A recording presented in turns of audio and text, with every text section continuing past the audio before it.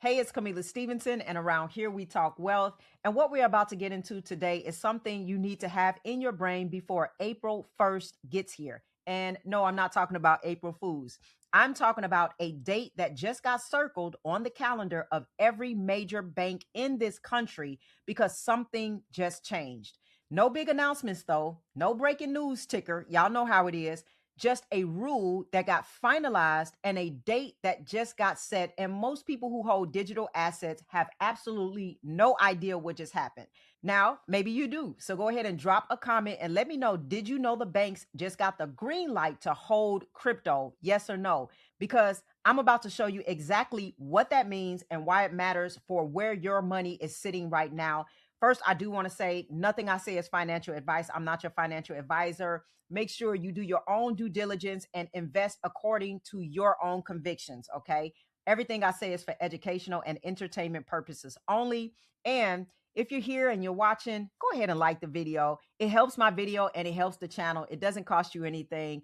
And I just would appreciate it. All right. And then also, if you haven't subscribed, go ahead and subscribe so you do not miss the next video. A lot of you may watch and you still haven't subscribed yet. So do me that favor. All right, I do want to go ahead and get into this. Now, if you're wondering why I got a scratch on my face, it was from martial arts. Okay. I do a lot of sparring and I accidentally scratched myself. All right. So there may be times you see little scratches and bruises, and that's why, because I do martial arts. Krav Maga to be specific. All right, let me go ahead because I want to make sure everybody's on the same page before we go deeper. Now, let me explain this. The OCC, which is the Office of the Comptroller of the Currency, that is a federal agency that basically oversees and regulates all national banks in the United States. Think of them as the rule book writers for how banks are allowed to operate. When the OCC says you can do something, then the banks can do it. When the OCC says you can't, the banks cannot. And it's just that simple. And what the OCC just said is this: national banks are now officially cleared to custody crypto assets on behalf of their customers. Now, let me break down what custody really means because this word gets thrown around and people will gloss over it. When you hold crypto on an exchange like Coinbase or Binance, you do not actually own that crypto in a way that most people think. The exchange holds it. Your name is attached to it in their system, but the actual asset lives on their platform. That is why when exchanges collapse or freeze, and we've seen this happen, people cannot access what they thought was theirs. Custody means you are actually holding the asset, securing it, and being legally responsible for it.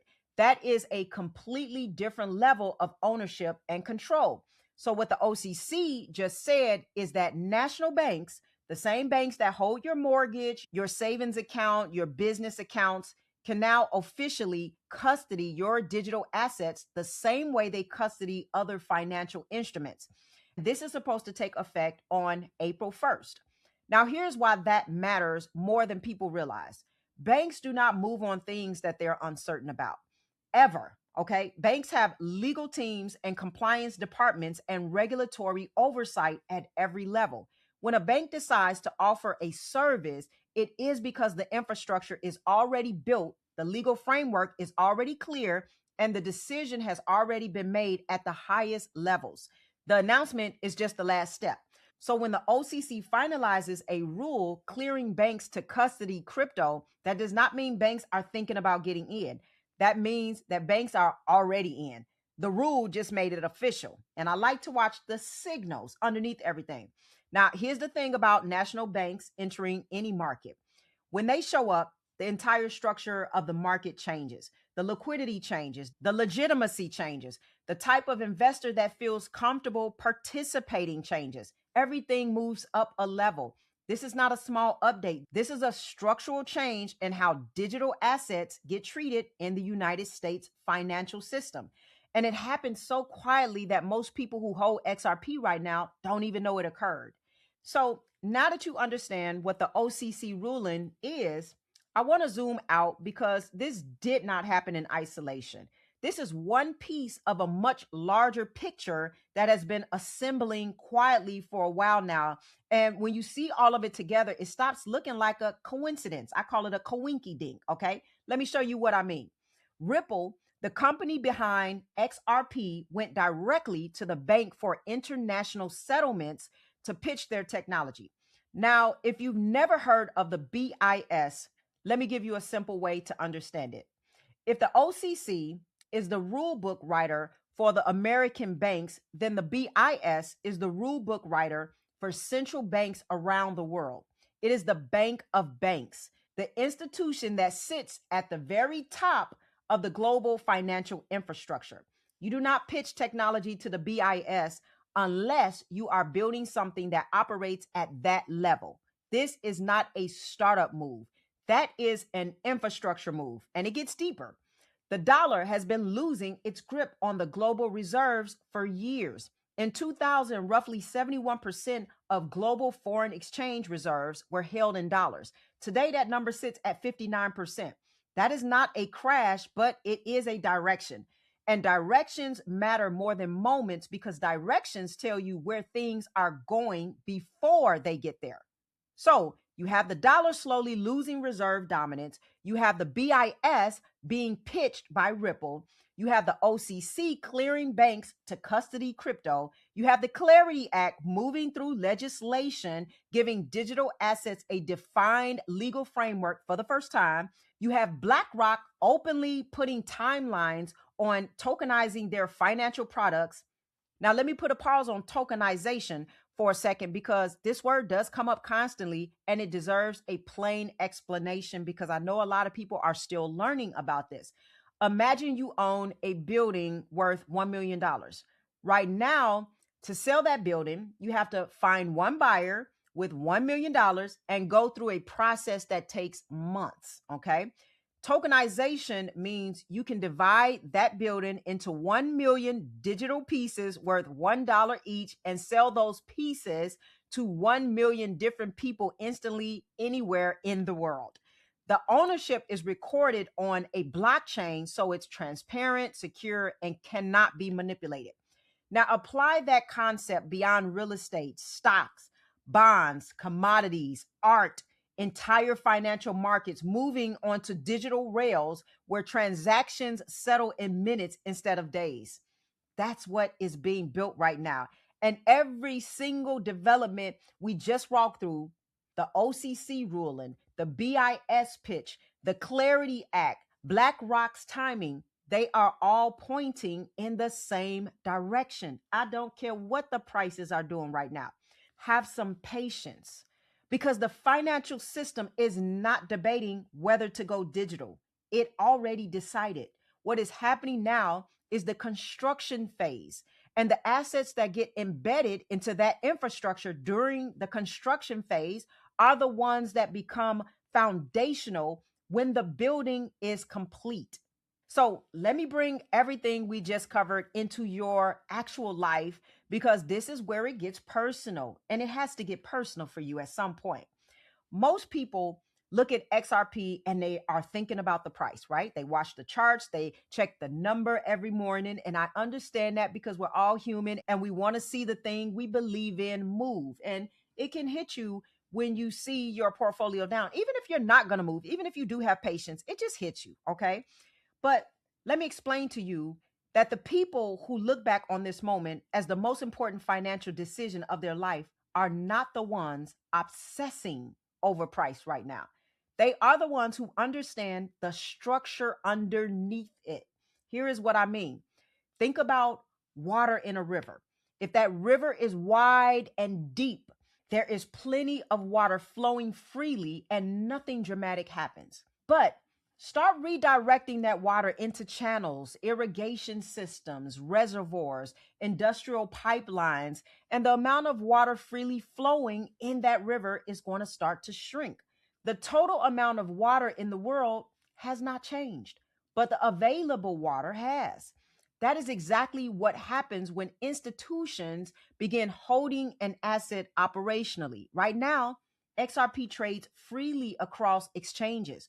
Retail investors buy and sell it. Speculators move in and out. The supply feels abundant, but as banks begin custodying XRP as financial institutions hold it as operational inventory to facilitate cross-border settlements, As regulatory frameworks make it the logical choice for institutional infrastructure, portions of that supply stop circulating.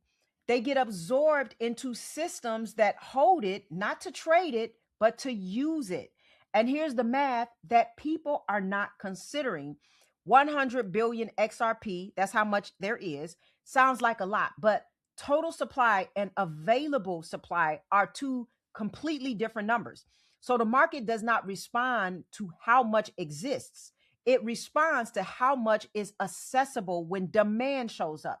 When institutional demand arrives against a shrinking pool of accessible supply, the price discovery process doesn't move slowly. It moves the way all constrained markets move when demand finally overwhelms availability, quickly and dramatically. Once that happens, okay, give it some time. Okay, this is a patience game, and it always is, and it always will be, because the wealth is transferred from the impatient to the patient. We say that a lot in the wealth world, right? But really believe that, really understand that. Now, I want to be very clear about something. This is not about predicting a number. Okay, anyone who gives you a specific price target is guessing, even if it's an educated guess. What I am giving you is the structure, and the structure is pointing in one direction. The reality is, most people who understand this is not wondering whether this is happening. They're wondering whether I'm positioned good enough before the market fully prices this in, okay? Because by the time it is obvious and by the time it is up front and center, the opportunity has moved away at a greater proportion. So those who understand what's happening and get positioned early are going to benefit, just like the people who understood what the internet was before it became household infrastructure. They weren't lucky, right? They were just paying attention to the structure while everybody else was watching all the noise. And the noise will distract you. And I'm telling you, distraction can be very toxic to your financial future and your freedom. Okay. So this is your moment to pay attention to the structure. Now, let me say this, because everything that we just talked about doesn't mean anything if your assets are not structured to protect and grow what you are building. It's not just about how much you can make, it's about how much you can keep and protect, you know, because a lot of people are going to lose their inheritance from making bad decisions and not having things structured correctly. And one of the tools that I personally use is I Trust Capital. And the reason is it matters in the context of everything that we just talked about. If you believe that digital assets are being absorbed into institutional infrastructure, and if you believe that the OCC ruling and everything building around it is real, then the question is not whether you hold XRP or hold HBAR or XLM or SHX or whatever you hold. The question is, where are you holding it? And how is it positioned to work for you and not against you? Okay. So I Trust Capital lets you hold crypto along with gold and silver, backed by physical gold and silver, by the way, inside a Roth IRA, which means as those assets appreciate, the gains grow completely tax-free, meaning you don't have to write a check to the IRS when that move happens. You get to keep everything. And let me tell you, I know that your children and your children's children are going to thank you for making these decisions for your future self and for their future self, right? And they also hold institutional grade custody so that your assets are held in a structure built specifically for security and long-term storage. So it's different from it being scattered across retail exchanges, hoping that nothing goes wrong, especially when the volatility hits. And for the business owners, they now have a treasury account for LLCs and trusts. So you can position at the company level and not just personally with that. And that is how sophisticated wealth architecture really works. All right. The link is in the description, and there is a $100 funding bonus to help you get started when you open your account. And so you can use that money to invest in assets as well, and think about how far that can go in the future, right? Now, I do want to also mention this, that there is a gap between knowing and really executing with structure and confidence. And that's exactly what we do inside of our community. Some people just need that accountability to move forward and to have someone processing if they're building the right structure. Okay. And so we work through your portfolio blueprint, your positioning strategy, your risk, how to think about custody, tax structure, staying disciplined when the markets get loud. I meet with my members every week. I'm there to support you and coach you every step of the way. I also have my one-on-ones. My calendar is open for that. The links are in the description. And also leave me a comment. Do you think you're positioned, or do you feel like you're still watching from the sidelines? Just let me know in the comments. It's really good to be transparent and allow other people to kind of feel that transparency of where you are, because we want to really just encourage one another in this community. Okay. So drop that in the comments. And if this video helped you to see the bigger picture, go ahead and give it a like, subscribe if you haven't already, because we are just getting started, and share this video with someone who's holding XRP and does not fully understand yet what they are holding, because they may need this conversation as well. And as always, I want you to stay wise, stay wealthy, and I'll see you in the next video.